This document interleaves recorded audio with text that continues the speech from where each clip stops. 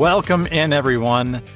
This is the People Over Prompts podcast. This is the podcast where we talk about the future of teamwork here in the age of AI. I am Brian Milner. I am the host here for the show, and I'm excited to be with you today. We've got a good topic to bring to your attention. Before we dive really too much into that topic, though, I just wanted to make one quick announcement here before we go any further. I like to take the opportunity to have some face-to-face time with people who are listening to the podcast and try to find opportunities to do that sort of thing. So I just want to make sure that this is on your radar. If there's a chance this could be something you're interested in, then I hope you'll consider it. But I was invited by the wonderful people who are putting on the regional Scrum gathering for Central America this year to be a keynote speaker for them. And I gladly accepted that. I'm going to be in Guatemala November 4th through 6th this year. It's a really amazing place. It's in Antigua, Guatemala. It's a place called the Porta Hotel. It's a resort kind of hotel. So it's a really nice place. If it's something that you're considering, I'll tell you, you won't be disappointed in the environment. It's a resort type hotel. And there's going to be a lot of great agile thinkers and leaders there that are talking about this new age that we're entering into. In fact, the theme for the conference itself is called Human by Design. So I'm really excited about that talk, and I just wanted to put that in front of you before I dive into this week's conversation. In case that might be something you'd be interested in, just check it out if you're interested in that. You can go to the Scrum Alliance website and look for their regional Scrum gatherings, and you'll find that listed there on upcoming gatherings. But I wanted to dive into something this week because there's a report that I saw, a survey, a good piece of data that came across my desk that was put together by a little company that you may have heard of called Deloitte. They put together this research paper that's called the 2026 Global Human Capital Trends Research. And it's a really interesting collection of information that I thought was really informative for some of the things we talk about here on the show, and wanted to bring it to your attention. They did this in partnership with Oxford Economics, and they surveyed more than 9,000 businesses and HR leaders. They did that across 89 countries. So it's a widespread pool, a data pool there that they pulled together for this. And there's some really interesting things that came out of this. Now, I titled the episode AI Adoption or AI Transformation because I'm trying to draw a distinction here a little bit. That's kind of what I'm taking away from this on a very large level. So let me hit you with a few of the stats here that came out of this and just kind of work my way through it with you. First one out of the gate. This one shouldn't be too surprising, but they found nearly 60% of workers intentionally use AI at work in some way, shape, or form. Not too surprising. I might be a little surprised it's that low in today's world. Maybe there's a lag a little bit here in when they took the data to present day. I would expect it's even more if it was a snapshot from today.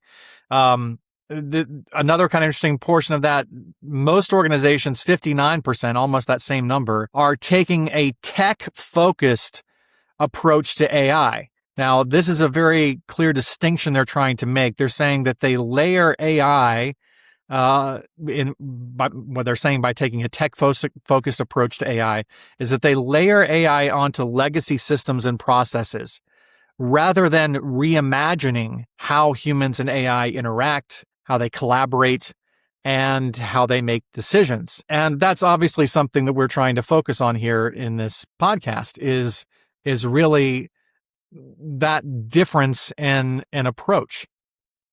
The stat that kind of went along with that was only 14% of leaders say their organizations are good at shaping how humans and AI interact. And this is the thing that I think is going to become its own cottage industry, if you will. Because I think we've barely even scratched the surface on how this changes the whole ball game. Not only from the perspective of our processes and workflows, but even from the perspective of organizational culture and trust and leadership and all those things that come along with it. I think it's going to change kind of the foundation underneath everything that we're doing.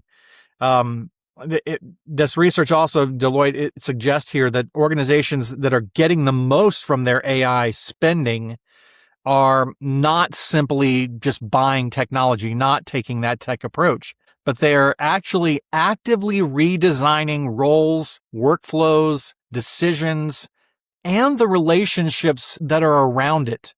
So I want to explore that question in this episode a little bit. Is there a difference between an AI adoption and really an AI transformation? Is this semantics? Am I using just consultant speak here and making a distinction between these two? Or is there really a significant difference between these two things? Let me give you my explanation for it. Just in reading through their research and my own kind of approach to it, I would define AI adoption as merely adding the technology and the tools. Giving your team access to a certain set of technologies or tools, that would be more of an AI adoption. Whereas an AI transformation is the full-on reimagining of your process with AI as a key component of it, but still reimagining everything, looking at every part of it to say, does it still apply? Is it still valid? Do we still need to do things in that way? Or is now there a new paradigm that we need to fully re-examine here? An AI adoption is going to ask things like, how can AI perform this existing process? Or can it do this thing that we currently do? So it's almost even more task-based, as can it do this thing that we do currently? And the transformation kind of approach to it, an AI transformation, is, why does this process exist? What's the goal of this process? What should it become now that AI is available? Because just automating part of a broken process, that's not going to fix the process, right? That's just going to automate something that's already broken in the first place. So there's an interesting kind of use case that they bring up here that I want to kind of go through with you as well. That kind of really highlights the difference in these two approaches. So they refer back to a McKinsey consulting page research that came out in 2024 about a European telecommunications company. They don't name the company; they keep it anonymous, but it's they just refer to it as a large European telecommunications company. And what they said was this company initially added AI expertise to an existing customer service workflow. So they took that AI adoption approach of saying, here's the task we currently do. Which task can we replace with AI?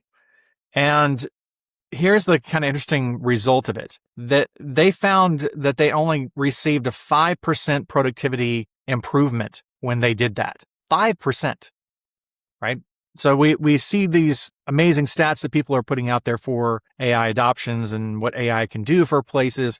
But this one example, they only saw a 5% productivity improvement when they were just looking at the task and saying, can we replace this task? Luckily enough for us, that same company did a broader rollout later.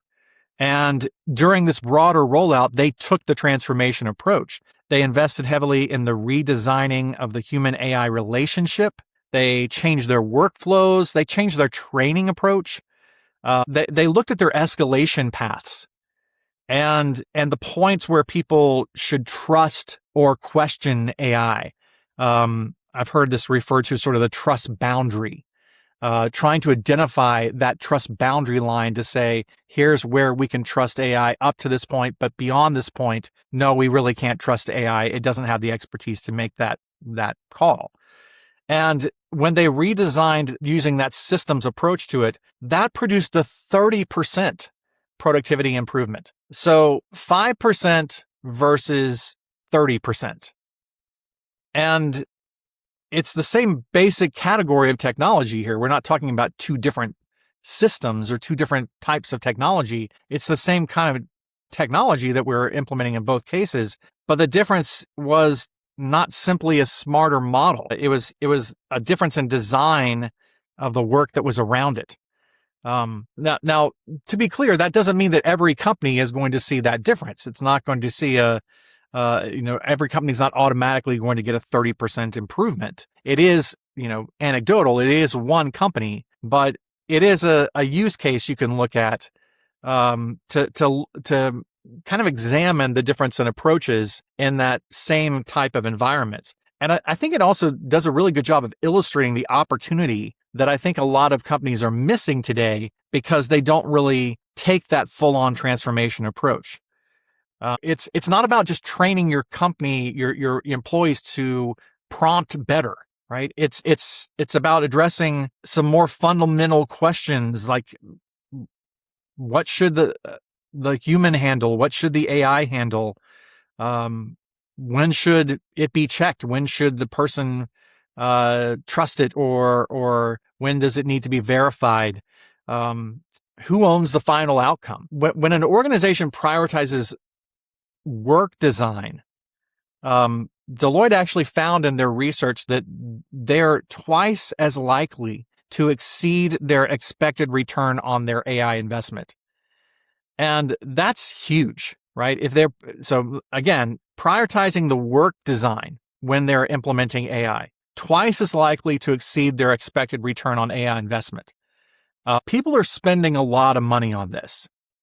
And if my company is spending money, I want that 2x button, right? I want to take that approach that's going to make it twice as effective. And that could be the difference between success and failure for a company right there. So redesigning the work or transformation, I know, as I said, that can sound a little bit like consultant language. So let's try to take a closer look at what that means at a more practical level in practice. What it means is not asking only what task can AI perform, but asking what relationship should exist between the human and the AI. AI can take on a lot of different roles. And I think it's important to understand what type of role we're talking about for AI depending on the scenario. AI can play the part of being a tool, a really smart calculator, if you will. It does that kind of thing really well because it handles large data. It can crunch data. It can help us figure out things faster than a human could do that. So that's just one of the flavors of AI. AI could be serving as an assistant where they're maybe preparing a morning brief or a meeting brief, drafting plans for us, or monitoring routine information. That kind of ongoing activity, that could be the role that the AI is playing. It could be playing the role of a coach where it's observing human performance and it's offering real-time guidance from what it's observing. There's an example that Deloitte gives of this in this paper. They highlight how MetLife has used AI to coach employees during emotionally difficult customer calls, which, I know none of us have those, right? But what they found was the company reported a 13% improvement in customer satisfaction, along with shorter calls and lower employee stress. But understand, it's not the AI doing it for them, right? This is AI as a coach. So it's allowing those employees to practice before they're put into the pressure cooker of being on that call with an irate customer, right? If they're practiced in that, then they handle it much more calmly, and like this shows, right? 13% improvement in customer satisfaction by doing that. AI could be a decision advisor for us. That's a role it can play. It can analyze a large amount of information. It can recommend courses of action. The human remains responsible for that decision in that scenario, but AI can be sort of that trusted advisor to help us make the decisions. That's another role the AI might play. And then the big one that I think is becoming more and more prevalent is, agentic AI as an agent of some kind.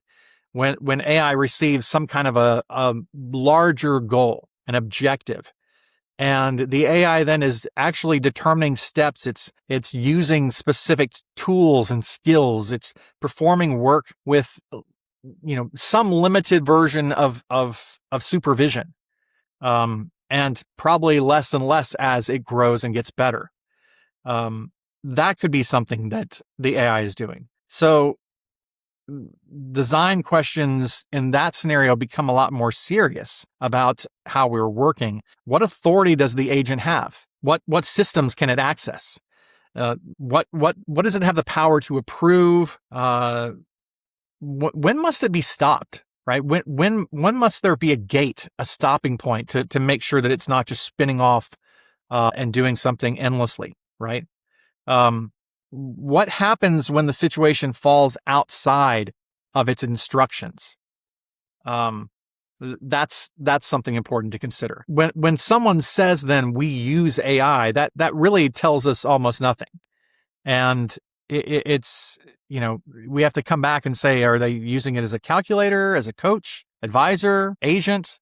Those are completely different relationships. And if we're in the mode of trying to look at our systems of work, then it's really important to understand how that tool is being applied and how it's needed and how it's being used. So here's a practical framework that you can use. There's 4 things that you need to think about when it comes to this kind of decision. One is human responsibility. What must remain human because it requires empathy, it requires judgment, accountability, values, or even relationships, right? AI is not going to have a relationship. So sometimes there's a need for the human because it requires a relationship. The second thing is the AI responsibility in this scenario. What can AI do because it benefits from the speed, the scale, pattern recognition, repetition, or even constant availability that an AI would provide? The third thing is shared responsibility, human AI shared responsibility. Where do the human and AI need to work together? Where does there need to be overlap between these two where they actually do collaborate? And then the fourth one is escalation. What conditions require control to move back to a person? As these agentic systems get better and better, we're going to be trusting them with more and more. But it's important to keep our eyes on that gate to say, when it trips through this is the point at which a human needs to get involved. The future of work is not going to be designed by deciding whether humans or AI win that scenario. It's going to be designed by deciding who does what, who decides what, and who remains accountable when something goes wrong. That's going to be an important question. And that last one, who decides and who is accountable, that may be where organizations today are least prepared. So that leads to kind of another point here. There's a stat that came out from this as well that says 60% of executives regularly use AI to support their decision process. 60% of executives, but only 5% say their organizations manage AI-supported decision-making well, meaning that they have systems and structures in place to assist to properly take AI into account when making decisions. 60% of them are doing it, right? But only 5% say their organization is actually equipped to have that be effective. And that's an important thing for us to kind of take hold of. 6 out of 10 executives are regularly using AI to help make vital, important business decisions. But only one organization in 20 believes it manages that process well. And I think that's really indicative of the gap. That's kind of what I'm trying to point my finger at, is that the speed of the technology is going so fast that it's outpacing our process ability to keep up. And I think we're having this kind of gap that's developing. Human review, by the way, does not automatically create accountability. It needs to be really looked at carefully, because a person may simply just approve whatever the AI recommends, right? They could be rubber stamping something. And we're humans, so we have this psychological condition where we ascribe trust to something like AI. And if it's gotten it right 49 out of 50 times, then yeah, the 50th time we're more likely to trust it. So we might rubber stamp it that 50th time, right? Talked about this in previous shows. It's about the system. It's about the approval box at the end of the automated process. And it just putting the human there does not necessarily create human control. We have to redesign, not merely rearrange task. So we have to think about things like decision rights, authority, accountability, feedback loops, and like I said before, escalation points. That's the important one there. That gap that I think is there, I think Deloitte is actually trying to coin a term for it, which I really like. They introduced this idea of culture debt, kind of like tech debt, right? Tech debt builds when teams take shortcuts in software and they leave future problems behind that we have to come and clean up. I always use the example in class of saying that if I have a bakery and we get slammed with an order, we're scrambling to get that order out of the bakery. We're baking, 20, 30 dozen cupcakes trying to get it out the door. Well, at the end of that, what does the kitchen look like? It's messy, right? We've got to put things back. We got to clean up. And that's kind of the idea of tech debt in software. But culture debt is what they're trying to refer to here as culture debt. It is a similar kind of analogy, because what they're saying is organizations introduce AI so quickly today that they tend to postpone hard questions about trust, about fairness, about credit, expectations, and even sometimes acceptable use. And those unresolved kind of questions, those are gonna accumulate. So this is what Deloitte's kind of talking about here as being more of a culture debt, right? They found here that 42% of workers say organizations rarely evaluate AI's effect on people. And here's another big area, right? So now we're getting into psychology, sociology, but these are some big questions that have to be answered for an organization's culture. Things like, is using AI considered smart or lazy here? That's a big one, right? Am I looked at as being ahead of the curve if I'm using AI, or am I seen here as being, oh, he's a lazy person because he uses AI? Does an employee have to disclose when they've used AI? Is it important, or does it matter? Do people care? Maybe even who gets credit for using it. Does AI use help or hurt someone's career? Kind of back to the question about, does it make me look smart or lazy? That's a culture question, right? That's for the organization, because I can very easily see how popping in and out of different organizations, as I do as a consultant, there's different environments. In some places, they are seen as, hey, you're on the head of the curve here. You're on the bleeding edge, and we like that. We want you to push us and get us, moving into the future. And other places, people see it as a crutch. And yeah, if you need to use AI to do that, well, you couldn't just do it by yourself. That's a culture question. Another one, what happens to collaboration when more work occurs between one person and an AI? And that's kind of really the heart of something I've been trying to dive into, is what are those team dynamics? How does those team dynamics actually shift and change? They brought up another interesting point that I thought was really, I had not heard this before. I had not really thought about this too much before, but we always talk about how AI is going to remove the routine work, but routine work does have benefits. It provides skill practice. It gives entry-level experience. It is easier to kind of see progress. So you feel a sense of progress when you're doing more routine work. Maybe even some social interaction, or even, dare I say, mental recovery a little bit. If we're only doing the hard things all the time because AI is taking all the routine things, we might be losing out on some of the benefits there of doing some of those routine things, which, we keep saying that AI is going to remove the boring work, but a job that's made up entirely of hard problems, that's not necessarily a better job. We're human. We may need to get some of those benefits of doing some more routine things on occasion as well. It could make it not a better job. It could make it just a more exhausting one, right?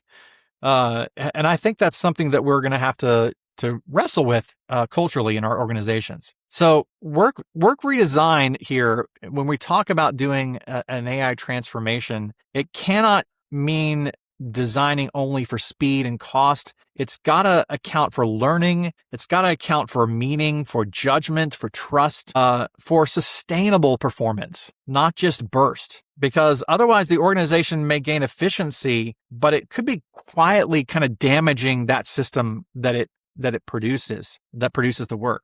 So I want to leave you with this, kind of 7 questions to ask yourself before you add AI to doing something.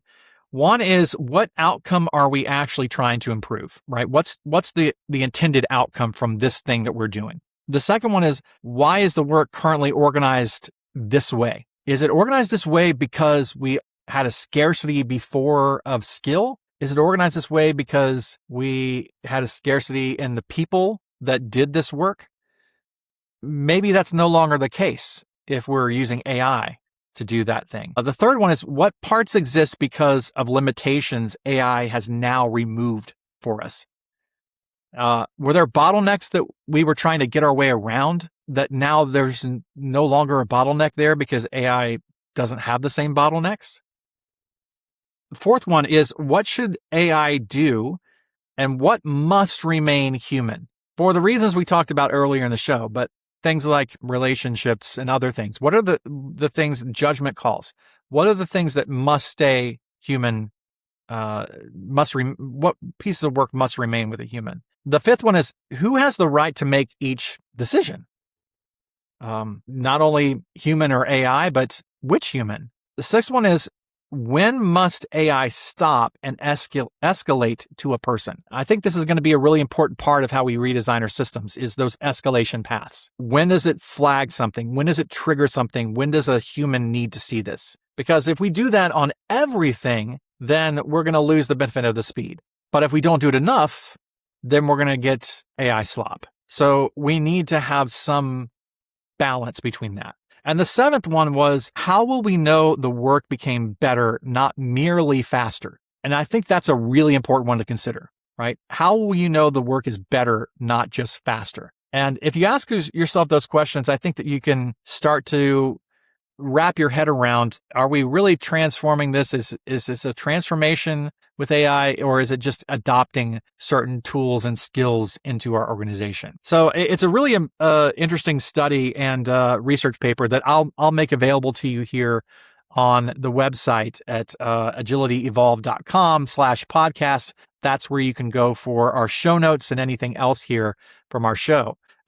If you like this episode and this topic is interesting to you, then a couple of things I'd ask from you. One is like and subscribe to this. That really helps us get found. We're still a very new podcast and trying to grow our audience here. So if this is something that you appreciate, then please, tell a friend about us. That's really the only way that we grow.